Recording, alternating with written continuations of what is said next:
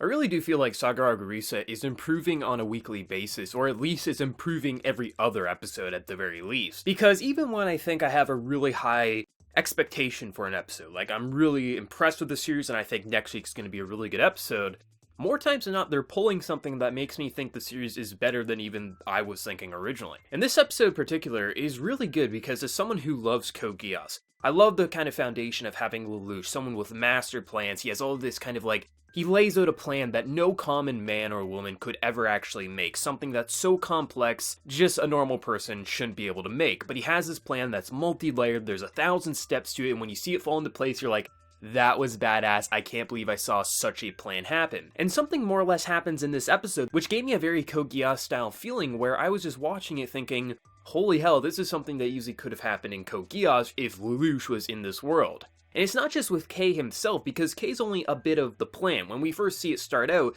you could call it anticlimactic because it realizes that you can just walk out of the picture and it's done, but it's like a little bit of a, oh, he can't escape because the door is kind of sealed shut, and then, oh, Haruki's about to get her memories lost. Oh no, Kay planned for it. He had an earpiece in Haruki's ear, so he would tell her, he predicted what she would say, which some people may say, that's completely unbelievable, but when you have a character like Kay who is so smart, similar to Lelouch, it's believable for this world. In a real-world setting, sure, no, but we're in a world with, like, very high intellect people, with powers and things like that. It just makes sense to me, and just the way they kind of overthrow her plan with Kay's plan is like, wow, this is something like I would see in Code Geass. But it got even more impressive past that with the whole witch plan and everything that happened there. I thought it was really interesting seeing how throughout the episode just more and more pieces fell for this plan of essentially getting the witch out of the bureau because she'll only have a week left to live and she wants to spend the remaining time with her boyfriend. She wants to leave the city, forget she has her power, and just live a week with her boyfriend because they were separated.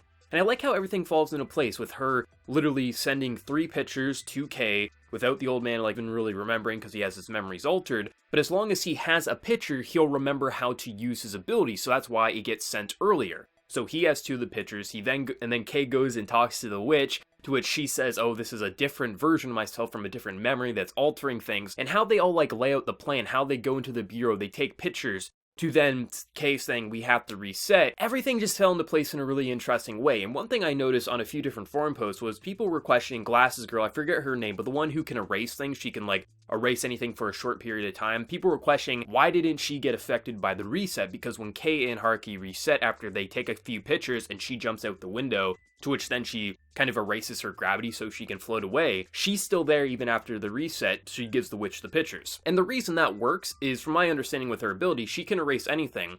So if she wasn't on the ground when the reset happened, she could erase her being affected by the reset. She could essentially cancel the reset on her own body by erasing it, but I think she had to not be touching the ground. That's why she levitated more or less with her gravity, so she erased her gravity, so she'd be floating in the air, to which then she could reset the effect of it, so then she could give the pictures to Kay. It's a whole mess of a thing, you know what I mean? And it was really interesting how she ultimately escapes, because they take a picture of an empty corridor, so the witch could just use it and get the hell out of there. The way the entire episode is layered is so Code Geass feeling, and some people didn't like Code Geass for that exact reason. They felt the plans were so extravagant, they were so complex and multi-layered that it was completely unbelievable even for a fictional series, to which I actually really like it as long as the plans make sense for the world, and I think that's the case here.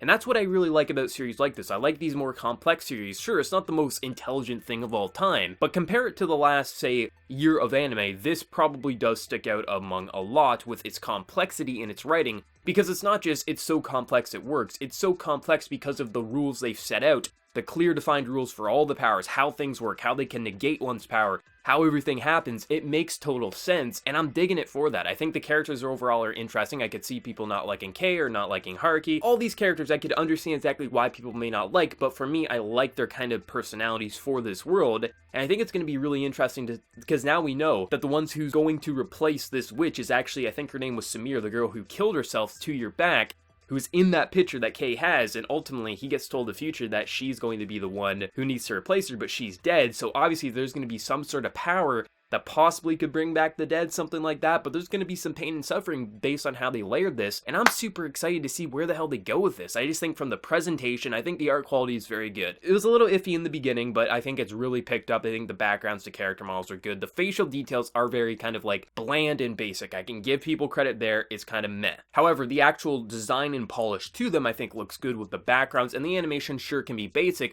but they do some interesting techniques when they need to with certain abilities, which I quite like, especially with the whole like picture ability where you can enter the picture as long as you're in the same position that it was took, you rip it, you go into the picture, and how they kind of frame it with this like half of it's white, so if you walk past the white you're outside of the picture with the actual detail to the memory. I think it's really interesting with how they do some art style and animation techniques, and overall I'm really excited to see what they do with next week's episode. I think just the complexity of the powers with the limitations and how they do these multi-layered plans makes it really intriguing, really engaging. And sure, some people may not be into that, but I think if you're 8 weeks into this series, this is the type of stuff you should be expecting. So if you're still not enjoying it, I'm not quite sure why you'd want to continue, because this is a 2-cour series and we're 8 weeks in. I think this is the stuff you're going to be seeing for the remainder of the season, so if you're not liking this, you might as well jump off ship, because this probably isn't going to be for you.